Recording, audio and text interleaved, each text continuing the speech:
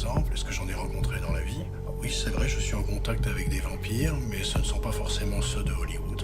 Et les vampires psychiques, qui disent se nourrir de l'énergie psychique des humains autour d'eux. Le vampire, c'est l'équivalent d'une personne qui serait perverse sur le plan caractériel, quelqu'un qui a besoin de faire le mal pour survivre. Il a cette obsession de lui-même qu'il ne peut pas se donner à l'autre. Il prend, le vampire, c'est celui qui prend, celui qui suce le sang et la vigueur de l'autre, il ne donne rien. Je crois que c'est comme ça qu'on peut définir le vampire, c'est celui qui prend et qui ne donne pas.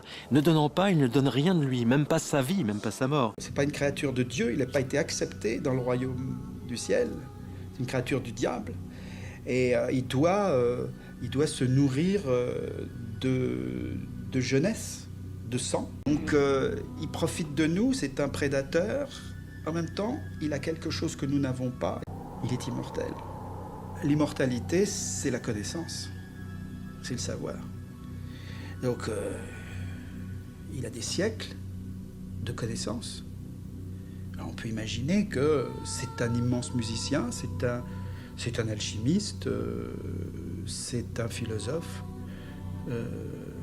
Il écrit, il réfléchit, il connaît des choses. C'est extrêmement séduisant. Dracula, c'est vrai que c'est la réunion de deux mythes importants de notre civilisation.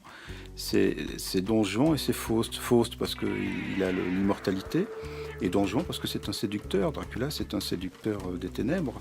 Il a absorbé ces deux choses pour les incarner toutes les deux à la fois.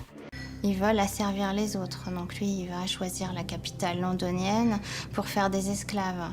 Et puis, il y a un des romans qui a été aussi déclencheur dans ma recherche, c'est « Je suis une légende » de Richard Matheson, où on voit toute l'espèce humaine qui mute, qui devient des vampires, à l'exception d'un seul.